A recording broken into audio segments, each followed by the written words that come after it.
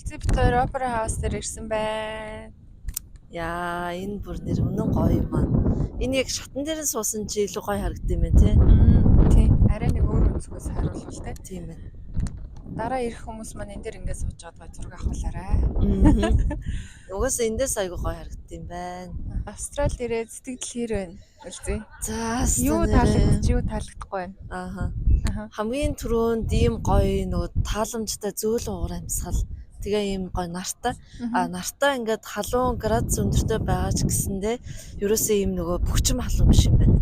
Яг ийм сэлгээтэй тэгээд сэлгээтэй болохоор яг гоё тааламжтай сэрүүтэр байгаад ах боломжтой юм байна. Нөгөө хүмүүс нь ч өөрсдөө ямар ч гоё тайвын. Тэгээс ах инээд алдал байж их хүмүүс. Гэхдээ цаг агаар нь бол хамгийн түрүүнд таалагдсан юм байна те Үлзий. Тэгсэн. За дараагийн таалагдсан юм юу байна? Одоо жишээлбэл чи ингээл бас ганц 2 өдөр гадуур өөрөө ингээ явж үзлээ штэ. Тэрэнд бол чамд хамгийн таатай байсан нь юу байсан? Айгуу тийм том зайтай. Олон хүнтэй ч гэсэндээ ерөөсөө ингээд нэг шацалтаад авах, тийм давчтаад авах юм байхгүй юм шиг санагдсан надад. Тийм үү? Айгуу тийм том зайтай. Тэгээ бүх юм нь айгуу зай сайтай. Манай Ирландд болвол ерөөсөө яг гоо жижигэн гэхдээ энийг бодвол харцсан бага хүн амтай. За тэгээд хотын төвдөө л жоохон бужигэн жагаал хотоосоо нэг 10-15 минут гараад ирэхээр чөлөөтэй болчдөг байхгүй. Энд ингээд хаасаагүй олон хүнтэй хэрнээ ерөөсөө юм давчцсан мэдрэмж байхгүй. Айгуу гоё зайтай байна. Тэр нь айгуу таалагдлаа. Аха. За. Нийтийн тээврээр ер нь ашигласан уу? Нийтийн тээвэр таалагдсан уу? Тий, нийтийн тээвэр нэрээ зөндөө олон сонголттой байна. Метро байна, галт тэрэг байна. Тэгээд трам шиг манай Ирландаар бол луас шиг тийм юунууд бол байд юм байна. Австралиар бол light rail гэж нэршдэг. Light rail. Ер нь бол трам л да. Окей.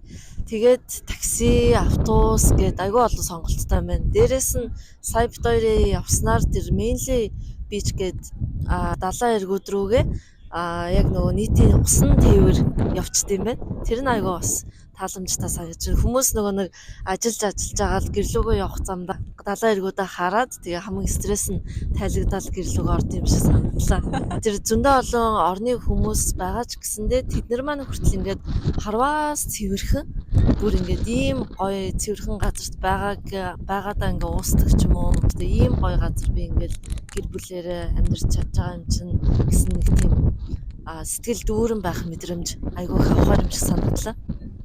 Яг үнэ.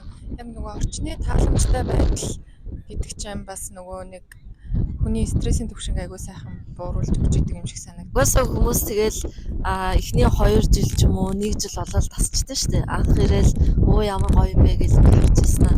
Тэгээд тасчаад тэгээд дахиад нэг юм шинэ мэдрэмж авахд бас гоё юм ээ. Нэрээ би чи ямар гоё газар амьдраад байгаа юм бэ гэж бодохоор тийм мэдрэмж бас төрж байна. Nice. За болж те. За би танаа Ирландд очихороо бас танаа Ирландыг дахиад шинэ нүдээр хараад хоёлоо ийм бичлэг хий заяа.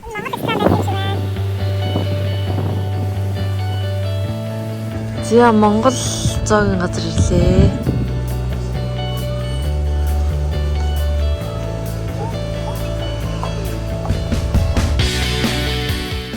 Сиднейд байдаг Монгол ресторанд зочсон. За тэгээд хоолнууд нь олон ихэр гоё амттай байсан.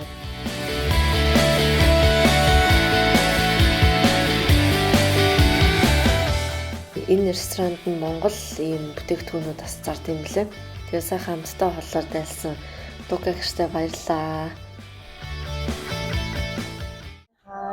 Өнөөдөр амтсан битүүний өдөр. За тэгээд өглөө осоод гэрээ цэвэрлчээд тэгээд одоо гарч ирээд жоохон сая мэйлээ шалгаад яралтай ажлуудаа хийжлээ. За тэгээд одоо өдийнхаа цаг авах гээд би захиалчаа тэгээд ажиллаа хийж сууж агаад үлдээсэн. Одоо тэрийгээ итгэлээ гэж юм да. Ингээд тал. За энэ байгаа кофе шоп маань болохоор ийм айгүй хүн багтаа байна, цэвэрхэн. Гэхдээ гадаа болвол жоохон дуу ихтэй. Яг замын хажууд болохоор ийм байж байна. За тэгээд энд болвол юу юм шиг санагдлаа. Хоолнууд нь харцангуй Ирландыг бодвол арай хямдхан. За гэхдээ нийтийн тээвэр нь арай л үнэтэй юм шиг санагдсан. Яагаад тэгэхээр одоо Ирландд гэвэл биднэрт оюутнуудад оюутны карт, автобусны карт гэж байгаа шүү дээ. Тэгээд тэр нь болохоор хаашаа ч явсан 1 еврогоо дараа явчихна. Энд болохоор оюутны карт гэж байхгүй. Тэгээд зөвхөн хол ойр хизээ явсан тэрнээсээ ингээд хамаарат яг их унших уу, бага унших уу гэдэг нь бол тодорхой болох юм байна. Тэгээд би бараг эртнээс хойш 70 евро, 70 доллар юунд нийтийн тээвэрт ингээд өртсөн байна. Эртнээс хойш гэдэг чинь бараг 6-7 хоногийн дотор бол тийм болж байна гэсэн. Бид дөрөв цагаан сарда бэлдээд гүрмэл хийж гэн. Цагаан сар бол маш сайхан өргөн дэлгэр болсон. Явахад хөлөөд Сиднейгийн дэлгүүрээр орсон. За тэгээд зарим брэнд нь Ирландаас хямдхан, зарим нь үнэтэй янз бүр юм билээ. Жишээлбэл Coach гэхэд Австралид илүү үнэтэй, Pandora гэхэд Австралид арай хямдхан, тэгээд UGG бас арай хямдхан гэх мэтчлээ юм янз бүр юмсан. Хөлсний дэлгүүрүүдийн үнэ нь бол ингэж харагдаж байна. За эдгээр бол бүгдээрээ Австрали доллараар хэмжигдсэн байгаа. Заримуд нь Ирландаас үнэтэй, зарим нь хямдхан янз бүр юм байлаа. Тэгээд энэ хүнсний үнүүдийг евроор шилжүүлэх юм бол тэр нь ингээд тодорхой харагдах болов гэж бодож байгаа. За тэгээд үнэ нь ойролцоогоос гадна сонголтууд нь бол нэлээд өргөн юм байлаа. Тэр нь надад маш их таалагдсан.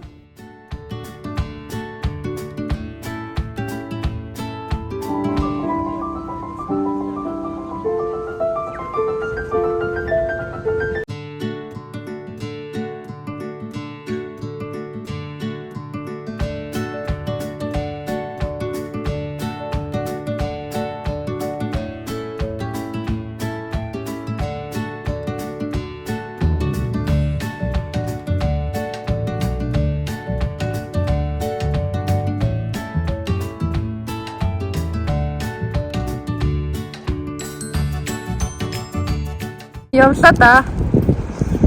10 хоног ингээл хурдан өнгөрлөө. Арай л хурдан байна. Наваахтай гоё. Сиднейгээс өөр хотуудаар нь аялаад гоё нөгөө сувган шүрэн Арлуудын энэ үзээрээ тэгвэл гоё юм байна.